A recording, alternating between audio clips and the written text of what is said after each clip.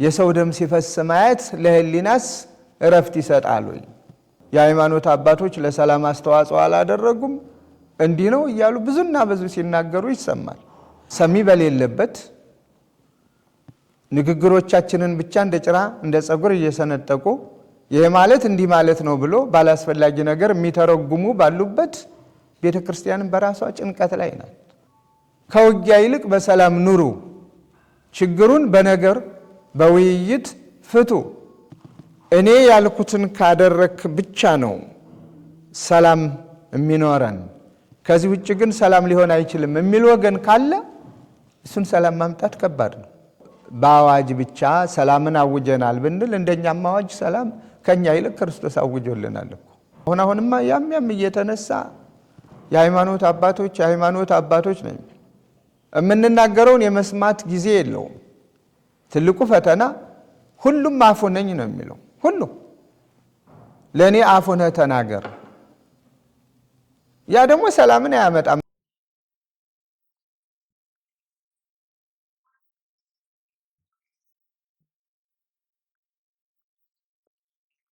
እያንዳንዱ የሰላምን ጥቅም ማወቅ ከቻለ ብቻ ነው ሰላም ሊመሰረት የሚችለው። የሰላምን ዋጋ ሁሉም ሲያውቅ ነው። ትልቁ ፈተና ለሰላም ሁሉም የየራሱን ፍላጎት መሰረት አድርጎ በኔ ፍላጎት ሰላም ይሁን፣ በኔ ሐሳብ ሰላም ይሁን፣ የኔ ሐሳብ ከገዢ ከሆነ ብቻ ነው ሰላም መሆን ያለበት ካለ ሰላም ማምጣት አይቻልም። የኔ ከሚለው የኛ ሐሳብን ሰብስቦ አንድ ላይ አቅርቦ ይሄኛው ነገር አይጠቅምም፣ ይሄ ነገር ይጠቅማል። ጦርነት አይጠቅምም፣ ምንም ጥርጥር የለው። ጦርነት ጎጂ ነው። ጦርነት ብዙ ነገርን ያሳጣል። ጦርነት ቅድም እንዳልኩት ለሰው ልጆች አይደለም ለእንስሳቱ፣ ለአራዊቱ፣ ለእጽዋቱ እንኳ የማይመች ነው። ጦርነት እስካለ ድረስ እረፍት የለም። ድምፁ ራሱ ይረብሻል። ወሬው ራሱ ይዘገንናል። የጦርነት ወሬ መርዶ ነው የሚያስከትለው። ጦርነት አለ ከተባለ ሞት አለ። ጦርነት አለ ከተባለ ውድመት አለ። ጦርነት አለ ከተባለ ጥፋት አለ። የሀብት የንብረት ይሄ ተራ ነው ብንል እንኳ ውድ የሆነው የሰው ልጅ መተኪያ የሌለው ሌላው ቁሳቁስ ሰው ጤናማ እስከሆነ ድረስ ጥሮ ግሮ ወጥቶ ወርዶ በላቡ በወዙ በጉልበቱ ያንን ሀብት ሊተካ ይችላል። ውድ የሆነው የሰው ልጅ ሕይወት ከጠፋ ግን መተኪያ የለውም። ፈጣሪው እግዚአብሔር ብቻ ነውና ሰውን መልሶ ማንም የሚተካ የለም። ስለዚህ ጦርነት አላስፈላጊ መሆኑን ሁሉም ካመነ ጦርነት እንዳይኖር መፍትሄው ምንድን ነው ብሎ መፍትሄ ፍለጋ ነው። መፍትሄው ደግሞ ቅድም እንዳልኩት ከኔነት ሐሳብ ወጥቶ እኛ ወደሚለው መግባት ነው። ማንም ሰው የሚጠቅመን ጦርነቱ ሳይሆን ለኛ አብሮ መኖሩ፣ አብሮ መስራቱ፣ አብሮ ማደጉ፣ በውይይት ችግርን መፍታቱ ብሎ ማሰብ ነው። ቤተ ክርስቲያን ይህንን ነው ሁልጊዜም የምታውጀው። ተልኳም ይኸው ነው። ከዚያ ውጭ ግን ሰላምን ወደሚያሰፍነው ወደ እግዚአብሔር ነው የምትጸልየው።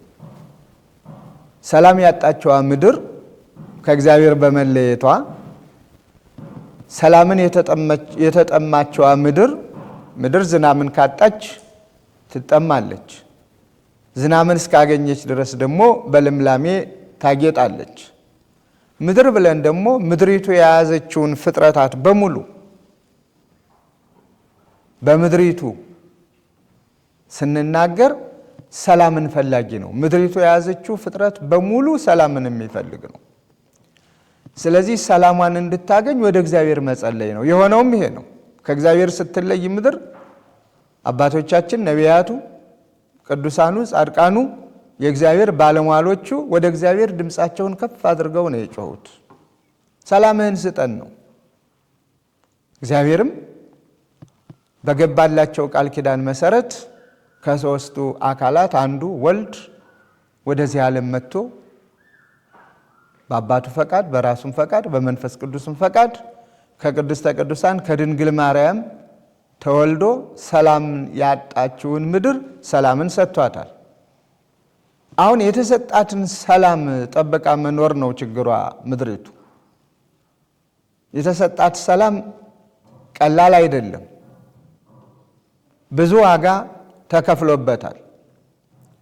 ከልደቱ እስከ ዕርገቱ ድረስ ያለውን ብንቃኝ አምላካችን መድኃኒታችን ኢየሱስ ክርስቶስ በልደቱ ሰላምን ሰጠን አለ። በልደቱ የሰጠን ሰላም አልበቃ ብሎ መከራ ተቀብሎልናል እስከ ሞት ድረስ፣ በሞቱ ሞትን እስከሚገድል ድረስ። ስለዚህ ያ ዋጋ ያለው የደም ዋጋ የተከፈለበት ሰላም ነው ለሰው ልጆች የተሰጠ፣ ለሁሉም የሰው ልጅ በሙሉ ለሚያምን ሁሉ ለሚጠቀምበት ሁሉ። ስለዚህ ይህንን ሰላም አጥብቆ መያዝ ከሰው ልጅ ይጠበቃል። ቤተ ክርስቲያንም ስራዋ ስለሆነ የምትለው ይሄንን ነው።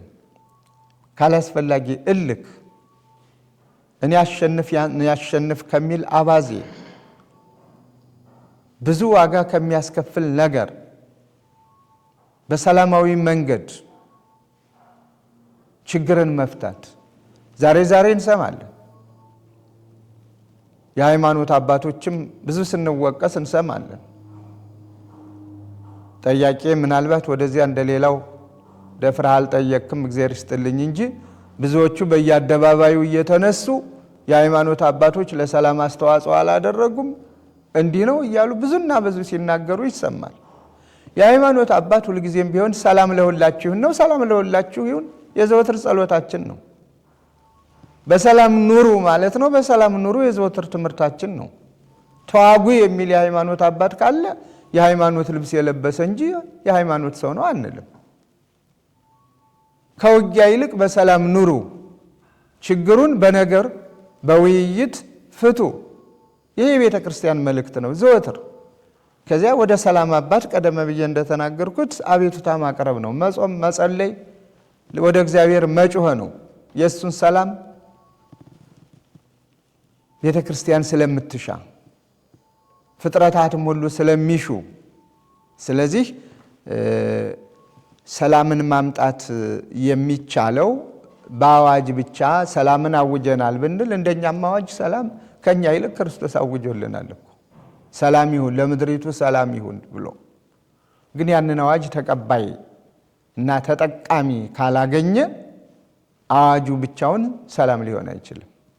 ስለዚህ ተጠቃሚዎቹ ሁላችንም እንድንሆን የእያንዳንዳችንን የየድርሻችንን ወስደን ለሰላም እጆቻችን የተዘረጉ እንዲሆኑ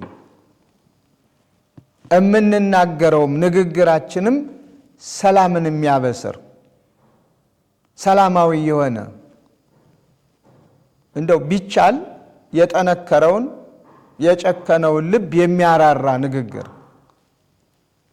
በዚህ ምን አገኘህ? የሰው ደም ሲፈስ ማየት ለህሊናስ እረፍት ይሰጣል ወይ?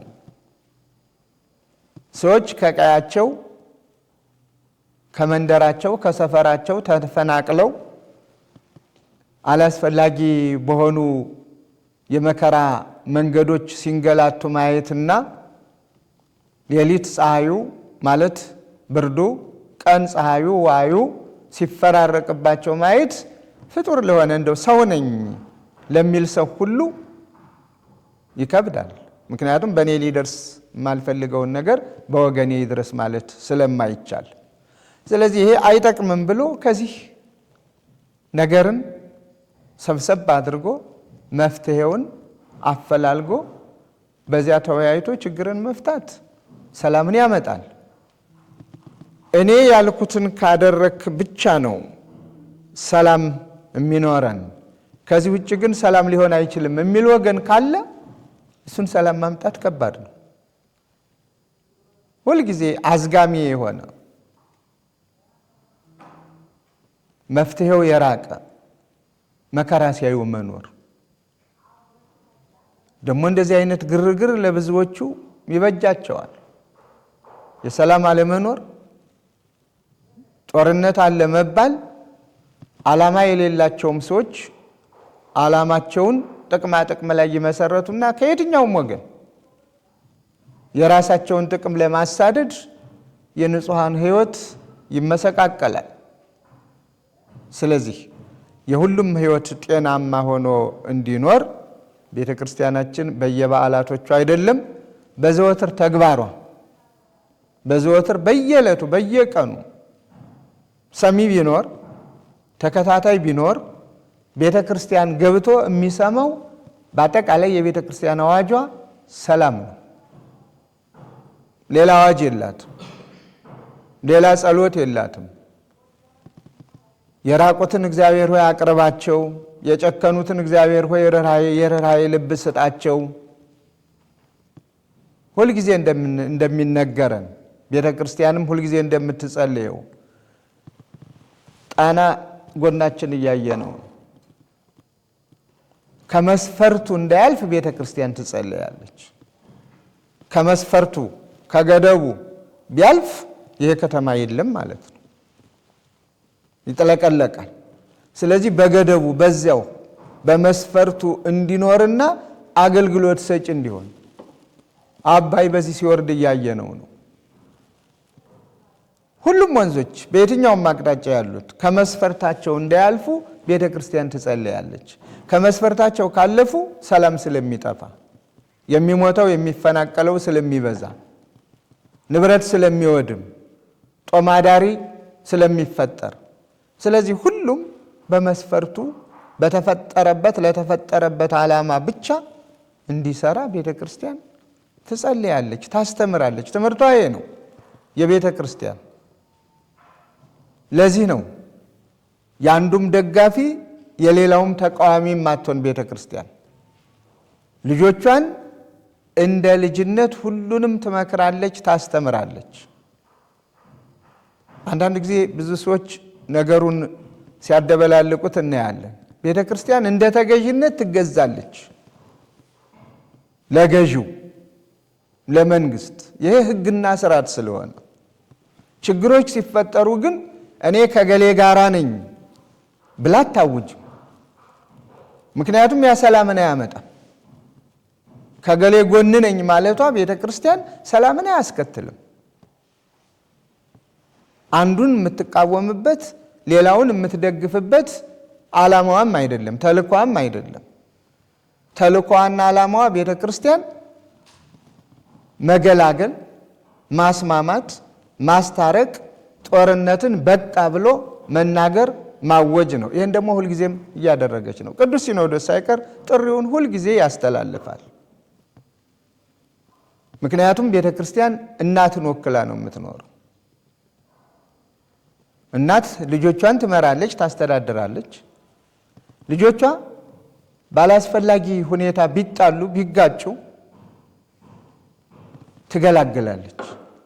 አንተም ተው ትላለች።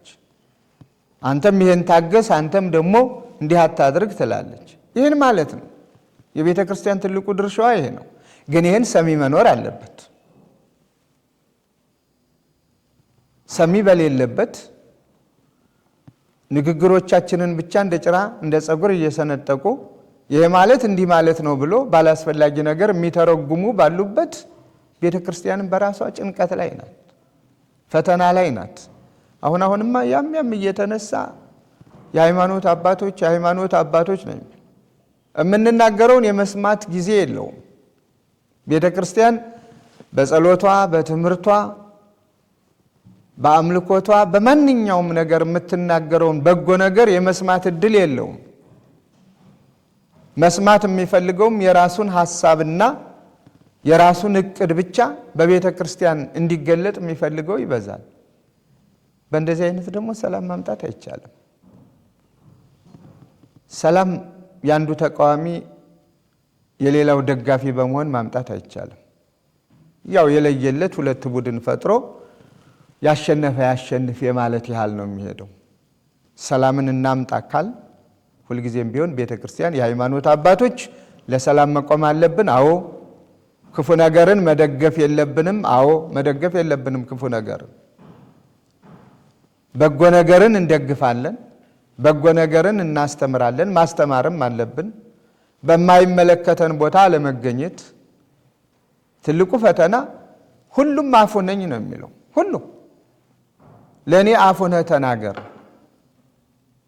ያ ደግሞ ሰላምን አያመጣም። አብረን ያው የመጣውን እንቀበል ካልሆነ በስተቀር ሰላምን አያመጣም። ሰላምን የሚያመጣ ግን ቅድም እንዳልኩት ሚዛንን ጠብቆ ለሰላም ብቻ ሰላም እንዳይርቅ እንዲቀር የምናወራው ሳይሆን የምንኖርበት እንዲሆን ይመጣል ብለን ተስፋ የምናደርገው ሳይሆን እውን ሆኖ ሰላማችን ብለን በእጃችን የምንይዘውን ሰላም ለማምጣት ሁላችንም የየራሳችንን ስራ መስራት ነው። በተቃራኒ የሚኖሩ ወገኖች ጦርነት እየፈጠረ ያለውን የፈጠረውን ያወደመውን ያፈሰሰውን ደም በመመልከት ትርጉም የለሽ መሆኑን በማወቅ እግዚአብሔር የፈጠረውን እግዚአብሔር በራሱ ጊዜ ሊወስደው ሲገባ ዝም ብለን በከንቱ ደም ሲያፈሱ መኖር ትርጉም አለመኖሩን አውቆ ለሰላም እጅን ዘርግቶ በውይይት ችግርን ፈቶ እፎይታ ማግኘት መልካም ነው። ሰላም የለም በተባለ ቁጥር ብዙ ነገር ነው የሚያሳጣ። ብዙ ነገር ብዙ ፈተና ነው ያለ። ብዙ እንናገር ብንል ስለማይጠቅም ለእግዚአብሔር መንገሩ ስለሚበልጥ የገዳማት ጭንቀታቸው ብዙ ነው። የመነኮሳት ዓለም በቃን ብለው በሚኖሩበት ቦታ ያለው ፈተና ብዙ ነው። ሰላም አለመኖሩ ነው። ዓለምንም እንግዲያ ንቀውት ሄደዋል እኮ አባቶቻችን። እዚያ ጋር በድንበር አይጣሉ፣ በርስት አይጣሉ፣ በቁሳቁስ አይጣሉ። ሰላማቸውን ፈልገው ለዓለም ሰላም ወደሚጸልዩበት ከእግዚአብሔር ጋር ወደሚኖሩበት ወደ የበረሃው ብዙ አባቶች አሉ። በዚያ በሚኖሩበት እንኳን ሰላም ሳይኖር ሲቀር ጭንቀታቸው፣ ጩኸታቸው፣ እረፍት ማጣታቸው ያ ብቻ ራሱ ሕሊናን ያማል። ስለዚህ ለሰላም ሁላችንም እንቆም። የምንፈልገው ሰላም ግን የኛን ፍላጎት የሚያሟላ ሰላም መሆን የለበትም። የሀገርን ፍላጎት የሚያሟላ የወገንን ፍላጎት የሚያሟላ የሁላችንን የኔ የግሌን ፍላጎት ሳይሆን የሁላችንን የኛን ፍላጎት የሚያሟላ የግል እድገትን ሳይሆን የጋራ እድገትን የሚያመጣ የግል ምኞትን ሳይሆን የጋራ ምኞትን የሚያመጣ እንደ ሀገር እንደ ወገን እሱን አይነት ሰላም ፈላጊ ለመሆን ፈቃደኝነቱ ካለ ሰላም ሩቅ አይደለም፣ ቅርብ ነው። በኔ ምኞት፣ በኔ ፍላጎት፣ በኔ እቅድ፣ በኔ ስሌት፣ በኔ ሂሳብ ሰላም ላምጣ ከተባለ ግን ከባድ ነው። ስለዚህ ለሰላም ሁላችን ከተጨነቅ ሰላም እንዲኖረን እስከፈለግን ድረስ የኛ ለኛ ብለን ሁሉም ሰላምን የሚጠላ ማንም ሊኖር ስለማይገባ የሰላም አጠያየቁና ያኗኗሩ የፍላጎቱ የመንገዱ ጉዳይ ካልሆነ በስተቀር ሰላም ትፈልጋለህ ተብሎ ቢጠየቅ ሁሉም ሰላምን እፈልጋለሁ ነው የሚሉ። አንደበት ኖሯቸው አይነግሩን ካልሆነ በስተቀር እንስሳት ሁሉ ሰላምን እንፈልጋለን ነው የሚሉ። ይሰደዳሉ እኮ እንስሳቱ፣ አዕዋፋት እኮ ሰላም ሲያጡ እኮ ይሰደዳሉ። አይደለም የጦር መሳሪያ እዚህ በተደጋጋሚ ጅራፍ ቢጮህባቸው ቤት እንስሳት የምንላቸው ከቤት አካባቢ ያልሆነ ድምፅ ቢሰሙ በአካባቢው አይገኙም። ይህ ማለት ሰላም ፈላጊነታቸውን ማረጋገጫ ነው። ለዚህ ነው ሰው ከእግዚአብሔር ከተለየ ሰላም የለውም። ከእግዚአብሔር ጋር ሲኖር ግን ሰው ሰላም አለው። ከእግዚአብሔር የተሰጠውን ሰላም ይጠቀምበታል። ስለዚህ ከእግዚአብሔር ጋር እንኑር። ለሰላም እንደ ግል ፍላጎት ሳይሆን እንደ ጋራ ፍላጎታችን እንሩጥ። እንደ ግል ምኞታችን ሳይሆን እንደ ጋራ ምኞታችን ሰላምን እንፈልገው። የዚያ ጊዜ ሰላም ይሆንልናል። ቤተ ክርስቲያን ይህንን ነው ከመናገር አልፋ ትጸልያለች። ከጸሎቱ ጋር ሰላም ይሁን ለምድሪቱ፣ ለሰው ልጆች፣ ለአራዊቱ፣ ለእንስሳቱ ብላ ትጮኻለች፣ ታስተምራለች። ግን ይህንንም አድርጋ እግዚአብሔር ይስጥሽ ከመባሏ ይልቅ በየትኛውም አቅጣጫ ወቀሳው ከሰሳው ብዙ ነው። እግዚአብሔር ጸሎቷን ይስማት ልመናዋን ይቀበላት ብለን ዝም ከማለት በስተቀር እና የተጠየቁትን ጥያቄ የመለስኩ ይመስለኛል። የሰላም አምላክ ሰላሙን እንዲያበዛልን ምኞታችን ነው። ለሰላም ሁላችንም እጆቻችንን ዘርጋ። የተዘጋው ሕሊናችን ወይም ልባችን ይከፈት። የልድያን ልብ የከፈተ ቃሉን እንድትሰማ እንድትጽናና በሱ ሰላም እንድትኖር የፈቀደ ዛሬም ባላስፈላጊ ሁኔታ የተዘጋው ልባችን በክፋት፣ በተንኮል፣ በሴራ በመሳሰሉት ነገር የተዘጋው የልባችን በር ተከፍቶ ሰላም በሕሊናችን ነግሶ በሰላም እንድንኖር እግዚአብሔር ይርዳን። በዓሉንም የበረከት በዓል ያድርግልን ነው።